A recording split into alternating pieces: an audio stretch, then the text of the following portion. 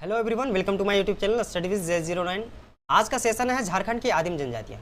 झारखंड की आदिम जनजातियाँ टोटल 8 है, जिनमें से इस वीडियो में हम लोग मात्र 3 आदिम जनजातियों के बारे में पढ़ेंगे। पहला है पहाड़िया जनजाति के बारे में जानेंगे, फिर कोरवा और माल पहाड़िया के बारे में पढ़ेंगे। ठीक है, 3 जनजाति के बारे में पढ़ेंगे और आदिम जनजातियों से जितने भी इंपॉर्टेंट क्वेश्चन बन सकते हैं इस वीडियो को आपको देखने के बाद जो है माल पहाड़िया हो गया, पहाड़िया जनजाति हो गया और कोरवा जनजाति से जितने भी प्रश्न बन सकते हैं इस वीडियो को देखने के बाद आपका जो है सारे प्रश्न सोल्व हो जाएंगे। ठीक है, तो वीडियो में लास्ट तक बन रहिएगा, एक एक पॉइंट को हम लोग अच्छे से देखेंगे। ठीक है, चलिए क्लास चलते हैं। जनजाति है पहाड़िया। ठीक है, पहाड़िया का शाब्दिक अर्थ होता है जंगल को जलाने वाला। ठीक है, पहाड़िया का जो शाब्दिक अर्थ होता है वो होता है जंगल को जलाने वाला होता है। ये लोग जब हस्तांतरित कृषि करते थे तो उस दौरान ये लोग जो है जंगल को जला देते थे, जिस वजह से इनका नाम पहाड़िया पड़ा है। ठीक है, और पहाड़िया जनजाति जो है झारखंड के 8 आदिम जनजातियों में से एक है। जब 1931 ईस्वी में जनगणना के मुताबिक जो है पहाड़िया जनजाति की आबादी 9671 थी, लेकिन जब 1981 ईस्वी में जनगणना हुआ तो इस आंकड़ा से पता चला कि इनकी जनसंख्या में स्थिर विकास हुआ है, मतलब धीरे धीरे इनका विकास हुआ है और इनकी आबादी बढ़कर जो है 24,012 तक पहुंच गई। ठीक है, पहाड़िया जनजाति का जो है 1931 में जब जनगणना हुआ था तो इस समय इसकी जनसंख्या 9671 थी, लेकिन जब फिर 1981 में जनगणना हुआ, ठीक है, 10 साल बाद जो है प्रत्येक 10 साल बाद जो है जनगणना होता है। ठीक है, तो 10 साल बाद जब जनगणना हुआ 1981 में तो इससे पता चला कि स्थिर विकास हुआ है, इन लोगों का धीरे धीरे विकास हुआ और यह जनसंख्या बढ़ के जो है 24,012 तक पहुंच गई। झारखंड की 8 आदिम जनजातियों में से यह एक है पहाड़िया जनजाति और इसका निवास स्थल की बात किया जाए तो ये लोग पलामू क्षेत्र में निवास करते हैं। ठीक है, पलामू क्षेत्र में जो है पहाड़िया जनजाति की सर्वाधिक जनसंख्या में ये लोग निवास करते हैं। और पूर्व में जब पलामू के महाराजा थे, ठीक है, पूर्व में जब पलामू के महाराजा थे तो पहाड़िया जनजाति को द्वार पुजार के रूप में जाना जाता था। ठीक है, पलामू महाराजा जो थे पूर्व में, उनके द्वार पुजार के रूप में जो है पहाड़िया जनजाति को जाना जाता था। ये जनजाति की बात किया जाए अगर प्रजाति दृष्टि से तो ये प्रोटो ऑस्ट्रेलियाड समूह से संबंध रखते हैं। ठीक है, पहाड़िया जनजाति की बात किया जाए कि ये किस प्रजाति समूह से बिलोंग करते हैं तो ये प्रोटो ऑस्ट्रेलियाड समूह से बिलोंग करते हैं और इनकी मूल भाषा जो है विलुप्त हो चुकी है। जो पहाड़िया जनजाति का जो है इनकी भाषा जो है विलुप्त हो चुका है और ये प्रचलित स्थानीय भाषा का जो है प्रयोग करते हैं। ठीक है, इनकी जो अपनी मूल भाषा है पहाड़िया जनजाति का वो भूल चुके हैं, मतलब विलुप्त हो गया है और ये जो स्थानीय जो प्रचलित भाषा है उसको ये लोग प्रयोग करते हैं। इनका जो है मूल पैसा वन उपज से जो है संग्रह होता है।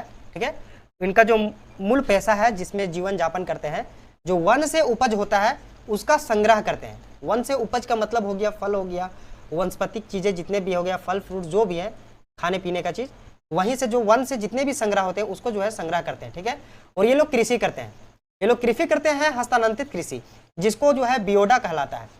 ठीक है, हस्तांतरित कृषि करते हैं पहाड़िया जनजाति के लोग, जिसको बियोडा कृषि कहलाता है। इनका पवित्र और पेय पदार्थ जो होता है पहाड़िया जनजाति का, जिसको इली कहते हैं, इल्ली। ठीक है, इली को हड़िया भी बोलते हैं और ये लोग जो है अपनी गोत्र को भूल चुके हैं, जिसके कारण से विवाह जो होता है इनका वो रिश्तेदारी और नातेदारी के आधार पर होता है। ठीक है, पहाड़िया जनजाति के लोग जो है अपने गोत्र को भूल चुके हैं, जिसके कारण जो है इनका विवाह जो होता है वो रिश्तेदारी पे होता है और नातेदारी पे विवाह करते हैं। ठीक है, इनका जो विवाह होता है वो 3 पीढ़ी तक रिश्तेदारी और नातेदारी के बीच में विवाह नहीं होता है। ठीक है, इनका विवाह जो होता है वो 3 पीढ़ी के अंदर जो है उसके अंदर में विवाह नहीं होता है, 3 पीढ़ी के बाद वाले लोगों के साथ जो है इनकी विवाह होती है। और ये जो है अन्य जनजातियों की भांति पितृसत्तात्मक और पितृवंश जो है पारिवारिक व्यवस्था है। ठीक है, पहाड़िया जनजाति में भी जो है पितृसत्तात्मक और पितृवंशिक पारिवारिक व्यवस्था है। इनके कुछ जो है मान्य देवी देवताएं हैं पहाड़िया जनजाति के, जैसे कि सिंगबोंगा है। सिंगबोंगा इनके सर्व प्रमुख देवता है, जो कि सर्वोच्च देवता माने जाते हैं सिंगबोंगा को। दूसरा है चंडी। चंडी देवता जो है, चंडी देवता को अगर रुष्ट किया जाता है तो मृत्यु और फिर बीमारी जैसी आपदा आ सकती है इनके गांव में। ठीक है, पहाड़िया जनजाति के लोगों को मानना है कि चंडी जो इनका देवी है, देवता है, अगर इसको रुष्ट किया जाए मतलब नाराज करवाया जाए या फिर क्रोधित किया जाए तो गांव में मृत्यु या फिर बीमारी जैसी आपदाएं आ सकती है। दूसरा भगवान इन लोग का द्वारपार, द्वारपार को भी अगर रुष्ट किया जाए तो बीमारी का प्रकोप हो सकता है गांव में। और तीसरा जो है चौथा बगोता। बगोता देवता जो है इनको भी अगर रुष्ट किया जाएगा तो गांव में मृत्यु का कारण बन सकता है। ठीक है, तो इतने सारे इनके देवताएं हैं और इनके इनके जो है पर्वों के अलावा जो है इनके एक विशेष प्रकार के जो है पर्व होता है, ठीक है।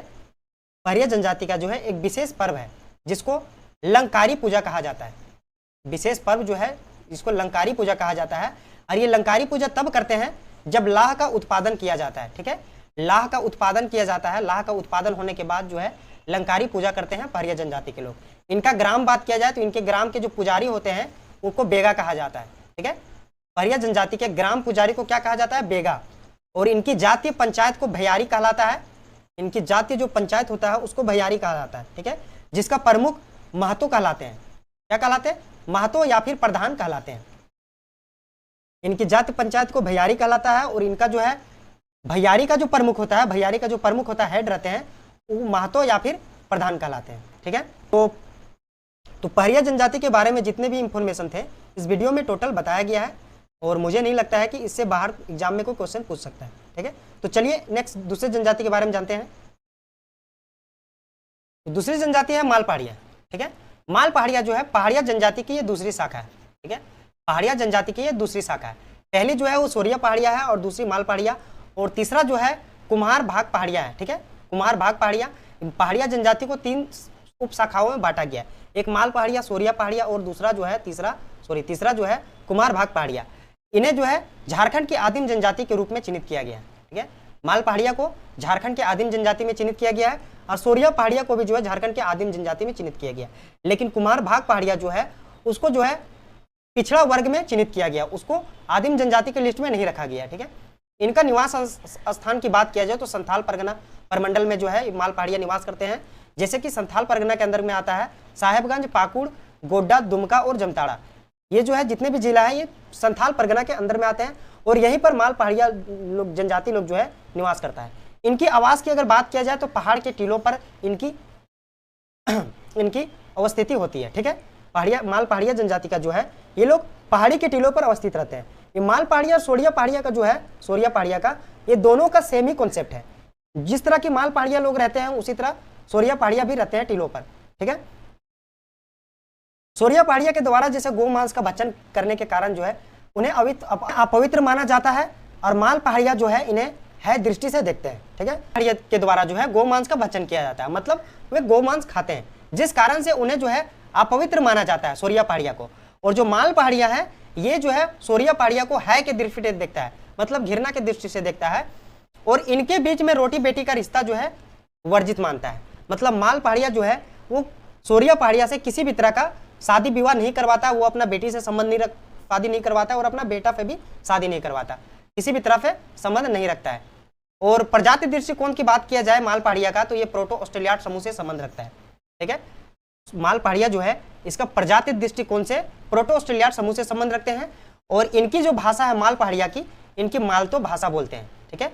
मालतो भाषा बोलते हैं, और ये मालतो भाषा जो है द्रविड़ भाषा परिवार से संबंध रखता है, ठीक है। द्रविड़ भाषा समूह से संबंध रखता है। इनके युवागिरी भी है, माल पहाड़िया के जो युवागिरी है जिनको कोडबा कहता है, ठीक है।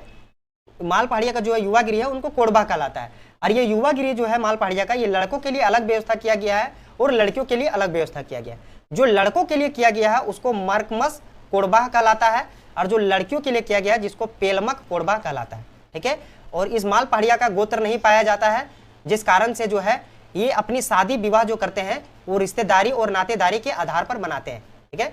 माल पहाड़िया का जो है गोत्र नहीं है, जिस कारण से ये लोग शादी जो करते हैं, विवाह करते हैं, वो रिश्तेदारी पर करते हैं और नातेदारी को आधार बनाते हैं, और इनके 3 पीढ़ी तक जो है नातेदारी में विवाह वर्जित है।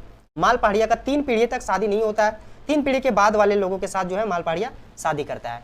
इन्हें आमतौर पर जो है विवाह का प्रचलन एक है, ठीक है। माल पहाड़िया में जो आमतौर पर विवाह का प्रचलन एक है, लेकिन विशेष परिस्थिति में क्या होता है कि इन्हें दूसरा शादी करने का भी मान्यता दिया गया है। विशेष परिस्थिति का मतलब हम लोग मान सकते हैं जैसे किसी लड़के का जो है पत्नी जो है देहांत हो जाता है तो उस स्थिति में वो शादी कर सकता है। दूसरी परिस्थिति यह हो सकता है कि लड़का और लड़की में डिवोर्स हो जाता है, तो उस स्थिति में लड़की भी दूसरा शादी कर सकता है, लड़का भी दूसरी शादी कर सकता है, ठीक है। चलते हैं आगे। इनके यहाँ जो विवाह का प्रचलन जो है आयोजित विवाह होता है, और इनके अलावा जो है अन्य जनजातियों में प्रचलित विवाह जो है का भी प्रचलन है, ठीक है।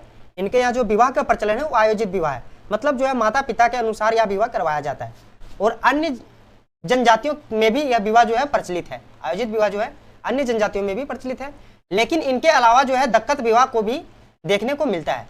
माल पहाड़िया जनजाति में दक्कत विवाह देखने का मिलता है। ये दक्कत विवाह क्या होता है? तो दक्कत विवाह में होता है कि जिस माता पिता का पुत्र नहीं होता है, ठीक है, जिस माता पिता का पुत्र नहीं होता है तो उसका तो पुत्री तो हो सकता है, ठीक है, लेकिन जिसका पुत्र नहीं होता है तो वैसे लोग क्या करते हैं, वैसे लोग किसी योग्य लड़के को अपना दक्कत के रूप में अपना लेते हैं, ठीक है। जिस माता पिता का पुत्र नहीं होता है तो वे लोग क्या करते हैं, किसी योग्य लड़के को अपनी दक्कत के रूप में अपना लेते हैं और जो है उसे अपनी बेटी से विवाह करवा देते हैं, जिसे जो है दक्कत विवाह कहलाता है। या फिर इसे कह सकते हैं घर दामाद विवाह, ठीक है, इसे कह सकते हैं कि यह घर दामाद विवाह है। और इस जनजाति में वधु मूल्य को पौन या फिर पौन बंदी कहलाता है, ठीक है। माल पहाड़िया जनजाति में पौन को, वधु मूल्य को क्या बोलते हैं, पौन या फिर पौन बंदी कहते हैं। और नकद को बोला जाता है पौन टका, और सामान आदि को बोला जाता है पौन अंदी बंदी, ठीक है।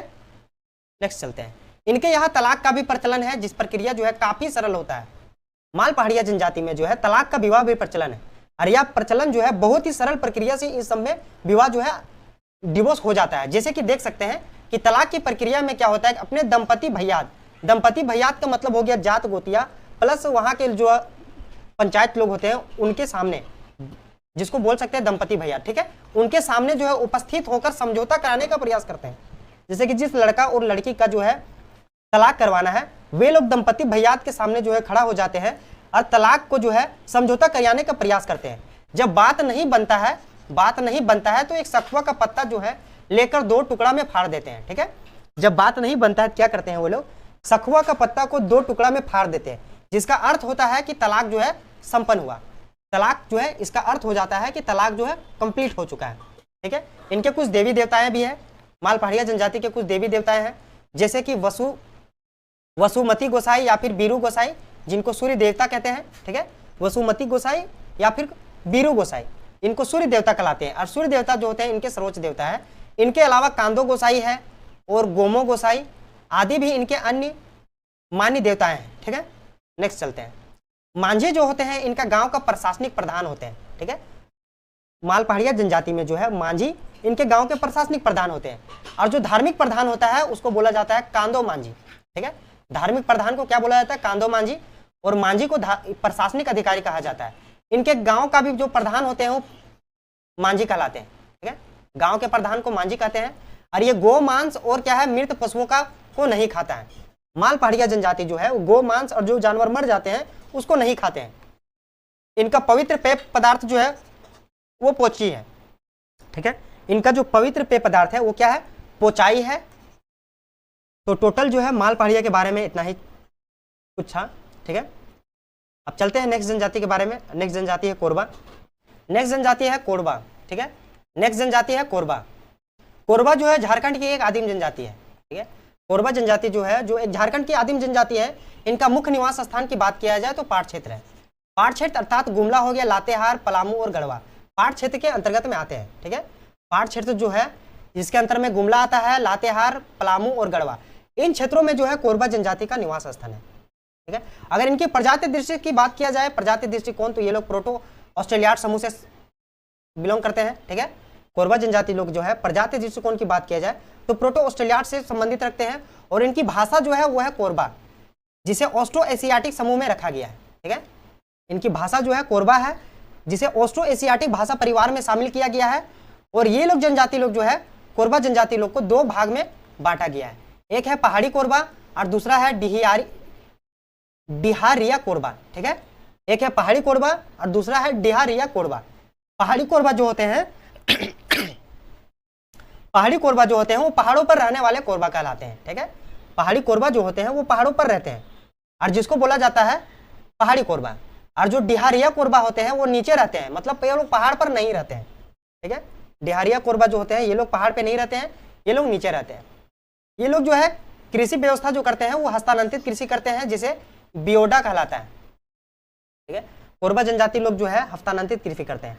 हस्तांतरित कृषि का मतलब होता है कि जहां पर ये लोग कृषि करते हैं वहां पर जब तक उस मिट्टी की उर्वरता खत्म ना हो जाए तब तक वहां पर जो है कृषि करते हैं। जब उस मिट्टी की उर्वरता खत्म हो जाता है फिर वहां पर छोड़कर कहीं दूसरे जगह पे कृषि करने लगते हैं, जिसको बोला जाता है हस्तांतरित कृषि, ठीक है। इसके अलावा जो है ये लोग वन उपज का संग्रह करते हैं, जो वन से उपजाऊ होता है उसकी संग्रह करते हैं और शिकार आदि पर जो है इनका जीवन का आधार है। ठीक है।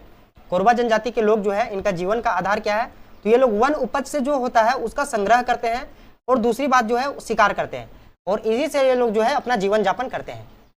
अन्य जनजातियों की भांति ये जो है पितृसत्तात्मक और पितृवंश की व्यवस्था पाई जाती है इनके समाज में, ठीक है। कोरबा जनजाति में जो है पितृसत्तात्मक और पितृवंश की व्यवस्था पाई जाती है। इनमें गोत्र पाया जाता है कोरबा जनजाति में जिसे किली कहता है, ठीक है। कोरबा जनजाति में जो है गोत्र की व्यवस्था है जिसे बोला जाता है किली। ये अपने गोत्र में ही विवाह करना वर्जित मानते हैं, ठीक है। ये लोग जो होता है अपने गोत्र में विवाह करना वर्जित मानता है, मतलब जो है सेम गोत्र हो गया लड़का लड़की का तो ये लोग शादी नहीं करते हैं, प्लस दूसरे गोत्र में विवाह करते हैं। और इनकी जो विवाह पद्धति है वो अन्य जनजातियों में प्रचलित के अनुरूप होता है, ठीक है। इनकी जो विवाह पद्धति है वो अन्य जनजातियों में प्रचलित के अनुरूप होता है और इनके विवाह को भी 2 श्रेणियों में बांटा गया है। कोरबा जनजाति का जो है वो विवाह श्रेणी को दो श्रेणियों में बांटा गया है। एक है चढ़के विवाह, ठीक है।